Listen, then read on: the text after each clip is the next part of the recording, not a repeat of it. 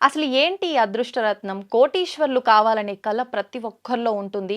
అదృష్టరత్నము అంటే అష్టైశ్వర్యాలను సిద్ధింపజేసే ఒక రత్నం ఏదైనా ఉంది అనంటే అదే అదృష్టరత్నం. అవునమ్మా. అవును. దాదాపు 300 సంవత్సరాల నుంచి కూడా వంశపారంపర్యంగా వస్తున్న ఒక విధానము ఈ అదృష్టరత్న విధానము. అవును. దాన్ని మీరు చేపట్టి మీరు గత 30-35 సంవత్సరాలుగా ఆచరిస్తూ వస్తున్నారు. అమ్మా. ఎంతో మందిని అంటే మీరు ఒక సంకల్పంతో నేను ప్రతి ఒక్కరిని కోటీశ్వరులను చేయాలి అని మీ మాటల్లో ఎన్నో సార్లు చెప్పారు.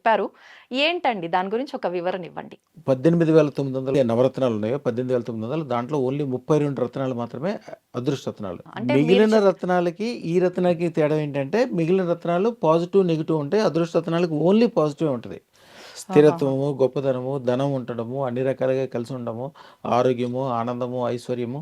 ఐశ్వర్యం అంటే అందరూ ఏమనుకుంటారు? అష్టైశ్వర్యాలు. 8 ఐశ్వర్యాలే అష్టైశ్వర్యాలు. అవును.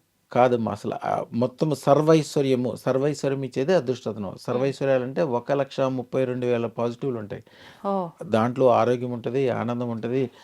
మనం చూసే చూపు, మనం పీల్చే గాలి, హ్మ్. మనం మన ఆహారము, మన బంధువులు, మన మిత్రులు, రాబోయే పత్తరాల్లో పుట్టబోయే పిల్లలు అంటే మన వంశం యొక్క అవును. అభివృద్ధి ఇయన్నీ గూడా ఈ సర్వైశ్వర్యాల్లో వస్తది. అవును. ఇయన్నీ కూడా పాజిటివ్ చేసే శక్తి ఓన్లీ అదృష్టరత్నం.